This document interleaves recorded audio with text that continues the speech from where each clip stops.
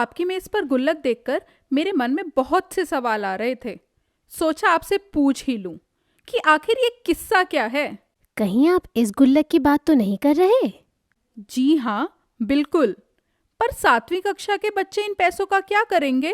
काशी जी, यह है किस्सा सिक्कों का। दरअसल पिछले हफ्ते हमने सामाजिक विज्ञान में भारत में अलग अलग समय में उपयोग हुए सिक्कों के बारे में पढ़ा था। तो बस उसी से एक विचार आया कि क्यों ना कक्षा 7 के बच्चों के साथ सिक्के का किस्सा गतिविधि की जाए। इस गतिविधि के मुख्य उद्देश्य हैं सिक्कों के इतिहास को जानना, सिक्कों की उपयोगिता को समझना, सिक्कों का अवलोकन कर पाना, सिक्कों की विशेषताओं को ध्यान में रखकर खुद सिक्के बनाना। आप इस गतिविधि को कक्षा 6 से 9 तक के बच्चों के साथ करवा सकते हैं। सिक्के बनाने के लिए आपको चाहिए कुछ ऐतिहासिक सिक्कों के नमूने, कार्डबोर्ड, पुराने बोतल के ढक्कन, कैंची, पुरानी मोमबत्ती, इरेजर और रंग। जरा शुरू से बताइए कि आपने सिक्के के किस्से की गतिविधि कैसे करवाई। सबसे पहले बच्चों ने उन सिक्कों का अवलोकन किया जो आजकल हम काम में लेते हैं। फिर सिक्कों में समानताएं और असमानताएं ढूंढी और उन्हें इस तालिका के रूप में कक्षा में चिपका दिया। समानताएं, सभी सिक्के कुछ न कुछ मूल्य के हैं।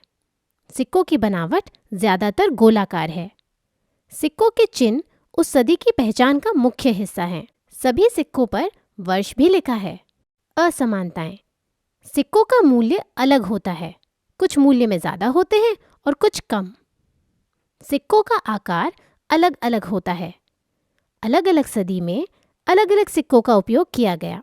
पुराने और नए सिक्कों के अवलोकन के बाद उनमें समानताएं और असमानताएं ढूंढने के बाद बच्चों को इन बातों का ध्यान रखते हुए अपने पसंद के सिक्के बनाने को कहा गया। 4-5 बच्चों के उपसमूह में सामग्री बांट दी गई और बस शुरू हो गया कारखानों में सिक्के बनाने का काम। कुछ बच्चों ने इरेजर को काट कर एक तरफ से सिरे को अच्छे से तराश कर उन पर नीला रंग लगाकर कार्डबोर्ड पर छपाई की और 3 रुपए के सिक्के बनाए और फिर कार्डबोर्ड काटा। कुछ बच्चों ने पुराने मोमबत्ती को कुरेच कुरेच कर सुंदर सुंदर चिन्ह उभारे और लाल रंग लगाकर कार्डबोर्ड पर छपाई की और अलग अलग मूल्यों के सिक्के बनाए और फिर कार्डबोर्ड की कटाई कर सिक्के का रूप दिया।